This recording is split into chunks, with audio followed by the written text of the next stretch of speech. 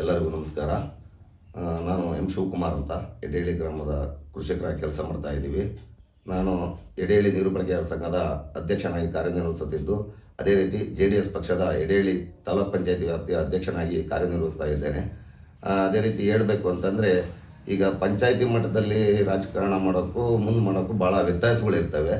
ಏನೇ ಆದರೂ ಕೂಡ ಕಳೆದ ಬಾರಿ ಎಲೆಕ್ಷನ್ನಲ್ಲಿ ವಿಧಾನಸಭೆ ಚುನಾವಣೆಯಲ್ಲಿ ಹೇಳಬೇಕು ವಿಚಾರ ಅಂತಂದರೆ, 5 ಭಾಗ್ಯಗಳ ನಡುವೆ ಇಡೀ ಕರ್ನಾಟಕದಲ್ಲಿ ಶಿವಮೊಗ್ಗ ಗ್ರಾಮಾಂತರದ ಒಬ್ಬ ಶಾರದಾಪುರ ನಾಯಕ ಗೆಲ್ತಾರೆ ಅಂತಂದರೆ ಇದ್ರ ಯಾರೂ ನಂಬಕ್ಕೆ ಆಗಲ್ಲ. ಯಾಕೆಂದರೆ ಎಲ್ಲ ಕಡೆ ಭಾಗ್ಯ ವರ್ಕೌಟ್ ಆಗಿದ್ದು ಶಿವಮೊಗ್ಗ ಗ್ರಾಮಾಂತರಕ್ಕೆ ಯಾಕೆ ವರ್ಕೌಟ್ ಆಗಲಿಲ್ಲ?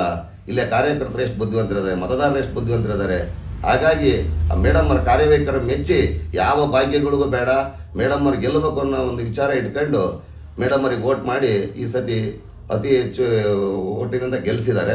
ಅದೇ ರೀತಿ ನೆಕ್ಸ್ಟ್ ಬರುವಂಥ 2028ಕ್ಕೆ NDA ಒಕ್ಕೂಟ ಆದರೆ ನಿಜಕ್ಕೂ ಕೂಡ ಮೇಡಮ್ಮರು ಎಷ್ಟು ಅಂತರದಿಂದ ಜಯಶೀಲರಾಗ್ತಾರೆ ಅನ್ನೋ ಒಂದು ವಿಶ್ವಾಸದಲ್ಲಿ ನಾನು ಹೇಳೋಕ್ಕೆ ಇಷ್ಟಪಡ್ತೀನಿ.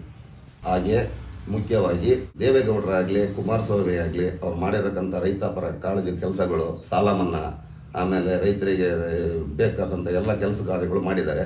ಹಾಗಾಗಿ ಮುಂಬರುವ ಪಂಚಾಯಿತಿ ಆಗಲಿ, ತಾಲೂಕ್ ಪಂಚಾಯಿತಿ ಆಗಲಿ, ಜಿಲ್ಲಾ ಪಂಚಾಯಿತಿ ಆಗಲಿ ಚುನಾವಣೆಯಲ್ಲಿ ನಮ್ಮ ಪಕ್ಷದ ಒಬ್ಬ ಕ್ಯಾಂಡಿಡೇಟ್ ಗೆಲ್ಲಿಸ್ಕೊಂಡ್ರೆ ಮುಂದೆ 2028 ಚುನಾವಣೆಗೆ ಮೇಡಮ್ಮರಿಗೆ ಅನುಕೂಲ ಆಗುತ್ತೆ. ಮೇಡಮ್ಮರಿಗೆ ಗೆಲ್ಲೋದ್ರಲ್ಲಿ ಯಾವ ಸಂಶಯ ಇಲ್ಲ ಅಂತ ಹೇಳೋದ್ರಲ್ಲಿ ಇಷ್ಟಪಡ್ತೀನಿ.